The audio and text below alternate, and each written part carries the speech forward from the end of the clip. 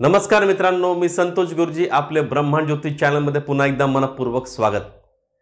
राशींच्या स्वभाव वैशिष्ट्यामुळे प्रत्येक व्यक्ती वेगवेगळ्या पद्धतीने व्यक्त होत असतो, परंतु काही वेळा आपल्या ह्याच गुणदोषांमुळे आपल्याला अडचणी येऊ शकतात। आज आपण जाणून घेणार आहोत की आपल्या राशींच्या कमकुवत बाजू काय आहेत आणि त्या कशा ओळखायच्या, त्यावर राशींवर आधारित गुणदोष आपल्याला आपल्या जीवनात सुधारणा करण्यासाठी महत्त्वाचे ठरू शकतात। या भागात आपण कोणत्याही प्रकारे आध्यात्मिक किंवा ज्योतिषीय उपायांची नाही तर स्वभावात बदल करण्याच्या काही टिप्स देत आहोत। या ठिकाणी हे समजून घ्या की आपल्या कुंडलीत राशी स्वामी बिघडला असेल तर हा स्वभाव दोष जास्त प्रमाणात दिसून येऊ शकतो। चला तर मग प्रत्येक राशीची कमकुवत बाजू आणि त्यावरचे उपाय समजून घेऊया। ह्या राशींमध्ये सर्वप्रथम आपण एक पहिली रास बघूया, ती म्हणजे मेष रास। मेष राशीचा स्वामी आहे मंगळ।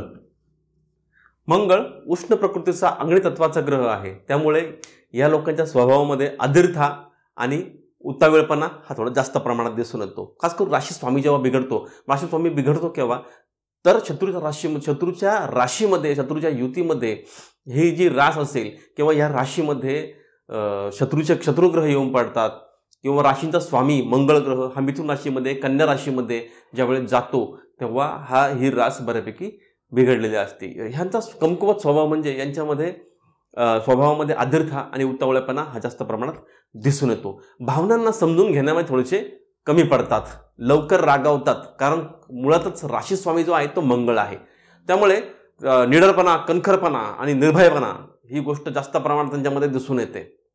मनगटाच्या शक्तीवर जास्त जोर असतो, स्वभावात एक प्रकारचा कठोरपणा जास्त प्रमाणात दिसून येतो। आता हे मेष राशींच्या उपायांसाठी आपण काय करू शकतो तर सर्वप्रथम त्यांनी मेष राशीच्या व्यक्तींनी ध्यान आणि योगाचा सराव करावा।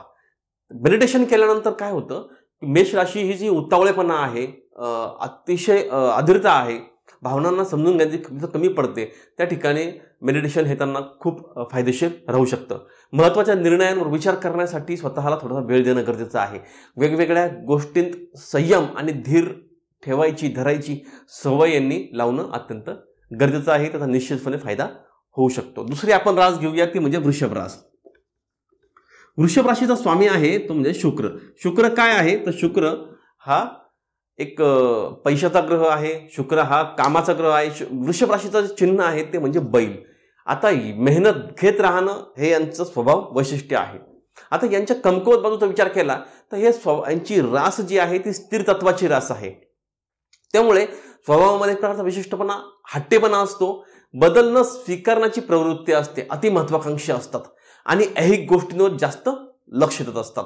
निर्णय घेण्यामध्ये थोडीशी संथ गती असते, त्यामुळे होतं काय की बऱ्याच वेळेस थोडेसे मंदगतीने यांची वाटचाल चालू असते आणि ऐहिक सुखाकडे यांचं जास्त लक्ष असल्यामुळे सतत पैशाचा विचार यांच्या मनामध्ये सतत चालू असतो। आता यावेळेस यांच्या स्वभावामध्ये नियंत्रण ठेवण्यासाठी उपाय काय करणं गरजेचं आहे की ज्यामध्ये छोटे छोटे बदल स्वीकारण्यापासून सुरुवात करणं गरजेचं आहे। थोडीशी तुमच्या आयुष्यामध्ये लवचिकता आणण्यासाठी मोकळ्या मनाने नव्या गोष्टींना स्वीकारणं अत्यंत गरजेचं आहे। दुसऱ्यांच्या मतांवर विचार करणं आणि त्यांच्याशी चांगल्या प्रकारे संवाद साधणं अत्यंत गरजेचं आहे। त्यानंतर आहे तिसरी मिथुन रास। मिथुन राशीचा स्वामी आहे बुध। मिथुन ही तृतीय स्थानाची रास आहे आणि मिथुन रास निसर्ग कुंडलीमध्ये मिथुन रास ही तृतीय स्थानाची रास आहे आणि मिथुन राशीचा जो राशी स्वामी आहे तो आहे बुध। बुधाला शास्त्रामध्ये राजकुमार म्हटलं गेलं आहे, त्याच्यामुळे थोडीशी अस्थिरता, लहान मुलांमध्ये जी वळवळ असते, वेगाने हालचाल करणं, वेगाने निर्णय घेणं, वेगाने एखाद्या गोष्टी त्याच्यावर निर्णय देणं किंवा वेगाने उत्तर देणं, या गोष्टी मिथुन राशीमध्ये खूप जास्त प्रमाणात सापडतात।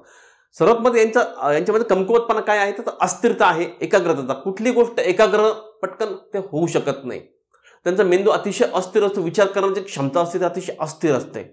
निर्णयामध्ये नेहमी गोंधळ होतो आणि संभ्रम निर्माण होतो। खोल नात्यांमध्ये तात्पुरता दृष्टिकोन असतो यांच्यामध्ये। म्हणजे काय तर हे लोक नातं बनवताना बऱ्याच वेळेस स्वतःच्या स्वार्थाचा विचार केला जातो किंवा कामापुरतं त्यांचं नातं हे बनवतात। आणि निर्णय घेताना बऱ्याच वेळेस द्विधा मनस्थिती तयार होते, कारण मिथुन रास ही राशींमध्ये द्विस्वभाववृत्तीची रास आहे आणि राशी स्वामी जो आहे तो बुध असल्यामुळं हे बऱ्याच वेळेस यांच्या मतांवर हे ठाम नसतात. आता यांनी मानवी स्वभावामध्ये बदल काय करायचे आहे की सर्वप्रथम त्यांनी एकाच वेळी जास्त गोष्टींवर काम करण्याऐवजी एकाच गोष्टीवर लक्ष केंद्रित करणं अत्यंत गरजेचं आहे, जेणेकरून एकाग्रता इम्प्रूव्ह होईल, कॉन्सन्ट्रेशन वाढेल. आपल्या ठराविक ध्येयांवर काम करून तुम्ही तुमची स्थिरता साधू शकतात. निर्णय घेण्यापूर्वी काही गोष्टींचा सखोल अभ्यास करणं गरजेचं आहे. त्यात मिथुन राशीने जर एका महत्त्वाच्या मुद्द्यावर जास्त कॉन्सन्ट्रेशन केलं किंवा कुठलीही तर लोक त्यांना फायदा होऊ शकतो. त्यामध्ये मिथुन राशीने आपलं मत व्यक्त करण्यापूर्वी किंवा काहीही बोलण्यापूर्वी कमीत कमी 2 सेकंद थांबून जर त्यावर निर्णय दिला किंवा जर त्यावर त्यांनी मत व्यक्त केलं तर निश्चितपणे त्या मिथुन राशीला आपल्या कमकुवत गोष्टी ज्या आहेत, आपल्या स्वभावातल्या कमकुवत गोष्टी आहेत, त्याच्यावर परिणामकारक चांगले बदल घडून आणण्यासाठी निश्चितपने फायदा हा होऊ शकतो. त्यानंतर आहे पुढची रास, ती म्हणजे कर्क रास. कर्क राशीचा स्वामी आहे चंद्र. बघा, जलतत्वाची रास आहे. जिथं इथं पाणी आहे, जिथं जलतत्व आहे, त्या आता प्रत्येक ठिकाणी चंद्र आहे, आता प्रत्येक ठिकाणी कर्क रास आहे. थोडीशी भावनांची रास आहे. चंद्र काय करतो, 28 दिवसामध्ये संपूर्ण पृथ्वीला एक प्रदक्षिणा पूर्ण करतो, जे इतर कुठलाही ग्रह एवढ्या स्पीडमध्ये त्यांचा प्रवास नसतो, तेवढा चंद्राचा असतो. त्याचप्रमाणे यांची मानवी भावना काय आहे, तर यांच्या भावनेमध्ये खूप अस्थिरता असते. ही माणसं लवकर दुखावली जातात. कोणाच्या कुठल्याही बोलण्याने यांच्या डोळ्यात टचकन पाणी येतं. थोडीशी भावना विवश असतात, एखाद्या दुसऱ्या विषयी अतिशय पॉझिटिव्ह असतात. त्यानंतर अतिशय संवेदनशीलपणा आणि भीती, असुरक्षिततेची भावना यांच्यामध्ये कायम घर करून असते. अशा प्रकारची ही कर्क रास आहे. चंद्र मूळ निसर्ग कुंडलीमध्ये कर्क रास ही 4th स्थानाची रास आहे. 4th स्थान असतं आपल्या वास्तूचं स्थान, आपल्या कुटुंबाचं स्थान. ही कुटुंब बस्तर लोक असतात, त्यांना कुटुंबात जास्त माणसं असणं आवश्यक असतात. कुटुंबातल्या कुठलीही व्यक्ती काहीही बोलली किंवा थोडंसं जर भावना सोडून बोलली तर यांना पटकन त्या गोष्टीचा राग येतो किंवा पटकन ते जास्त खूप विचार करत बसतात, अतिशय भावनाशील होऊन बसतात.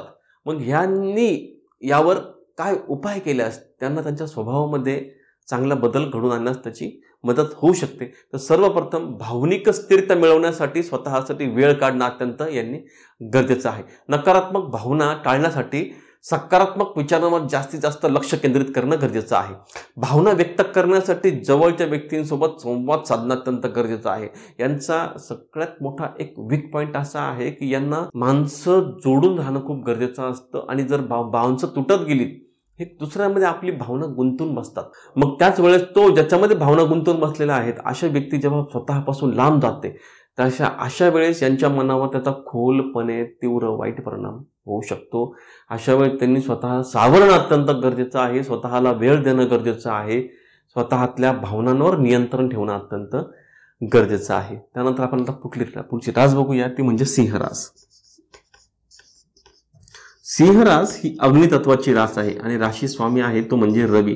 ग्रहांचा राजा रवी अग्नितत्वाचा ग्रह आहे, त्यामुळे अतिशय कठोरपणा किंवा निर्भीडपणा या लोकांमध्ये दिसून येतो. याच्या कमकुवत बाजू काय आहेत तर सिंहरास काय आहे तर सिंहराशी प्रयत्नांवर काम करणारी रास आहे. भावनांना यांच्याकडे स्थान नाही. हे गर्विष्ठपणा आणि स्वतःचा इगो हा या लोकांमध्ये जास्त प्रमाणात असतो. इतरांपासून हे कौतुकाची अपेक्षा ठेवतात. कधी कधी खूप आत्मकेंद्रित असतात. हा यांचा एक कमकुवतपणा या ठिकाणी आपण म्हणू शकतो. आता यांनी त्यांच्या स्वभावावर काम कसं करायचं किंवा याचा उपाय काय, तर सर्वप्रथम दुसऱ्यांचं चांगल्या कामांचं कौतुक करण्याची सवय लावून यांनी खूप गरजेचं आहे.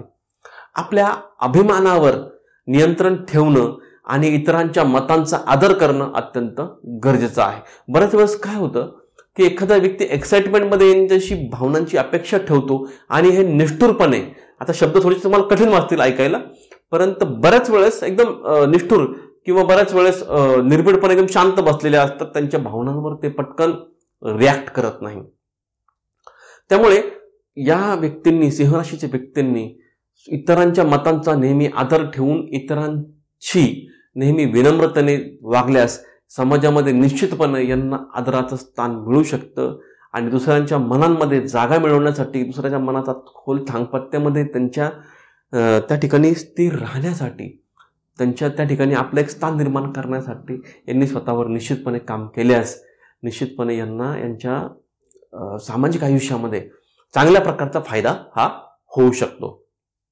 त्यानंतर आपण पुढची रास बघूया, ती म्हणजे कन्या रास. कन्या राशीचा स्वामी आहे बुध आणि सर्व कुंडलीमध्ये कन्या राशीचं जे स्थान आहे ते आहे षष्ठ स्थान. षष्ठ स्थान हे रोग स्थान आहे आणि रोग स्थान असल्यामुळं बऱ्याच वेळेस कन्या राशीमध्ये काही दुर्गुण जास्त प्रमाणात हे दिसून येत असतात. काही अंशी कन्या रास खूप छान आहे, व्यापारी वृत्तीची आहे, काही गोष्टींवर सखोल निर्णय घेतला जातो, काही अंशी चिकित्सक वृत्तीची आहे. या गोष्टी कन्या राशीमध्ये खूप चांगल्या प्रमाणात असतात. खूप छान एक ज्योतिषाने सांगून ठेवलेलं आहे की बाजारातून 1 रुपयाची वस्तू 50 पैशाला कशी आणायची हे कन्या राशीकडनं शिकायचं हे स्किल यांच्याकडे खूप चांगल्या प्रमाणात असतं.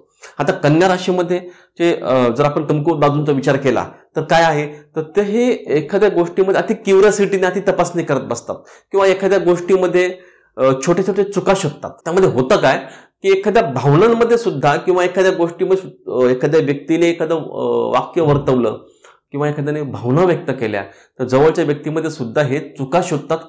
त्या ठिकाणी तर्काला जास्त महत्त्व देतात, त्या ठिकाणी त्या भावनांचा विचार ते फार जास्त करत नाही. त्यामुळे हे लोक लवकर निराश होतात आणि बऱ्याच वेळेस खूप चिंता आणि संशयी प्रवृत्ती असल्यामुळं माणसं यांच्यापासून थोडीशी लांब जातात.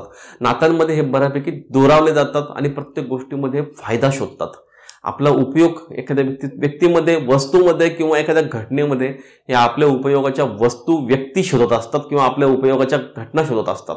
याच्यामुळे बऱ्याच वेळेस होतं काय की हे इतर समाजापासून दुरावले जातात, आपल्या जवळच्या व्यक्तींपासून हे बऱ्यापैकी लांब दुरावले जातात. सगळ्यात पहिले त्यांनी याच्यावर उपाय करायचं काय, सर्वात पहिले प्रत्येक गोष्टीमध्ये चिकित्सकपणा आणि अतिसंशयीपणा हा यांनी टाळावा. हे अत्यंत गरजेचं आहे. काही गोष्टी यांनी सोडून देणं अत्यंत गरजेचं आहे. प्रत्येक गोष्ट लावून धरायची, तिच्यावर चिकित्सा करायची, तिच्यावर खूप चर्चा करायची. मात्र बऱ्याच वेळेस होतं काय की त्या चर्चा त्या अतिसंवेदनशीलपणा किंवा त्याच्यावर संशयीपणा, अतिचिकित्सकपणा हा काही कामाचा नसतो. त्या ठिकाणी ते गोष्ट सहज सोडून देणं अत्यंत गरजेचं असतं. त्यानंतर पूर्णतः पाठलाग करणं यांनी सोडून द्यावं. म्हणजे एखादी गोष्ट पूर्णच असावी, पूर्णतः त्या गोष्टीने पोहोचलं पाहिजे, तर ही गोष्ट त्यांनी त्या ठिकाणी थांबवणं अत्यंत गरजेचं आहे. कधी कधी गोष्टी जशा आहेत तशा स्वीकाराव्या. खूप गोष्टी परिपूर्णच असतील किंवा त्या संपूर्णपणे पूर्ण झाल्याच पाहिजे अशा गोष्टींची अपेक्षा यांनी सोडून देणं अत्यंत गरजेचं आहे.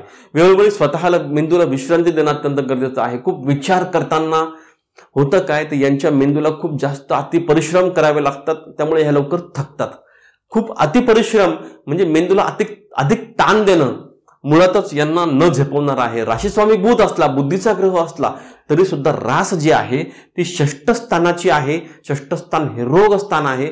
त्यामुळं अति संवेदनशील किंवा अति मेंदूला त्रास देणं, अति विचार करणं, अति चिकित्सक राहणं हे बुध म्हणजे मेंदूसाठी धोकेदायक असतं.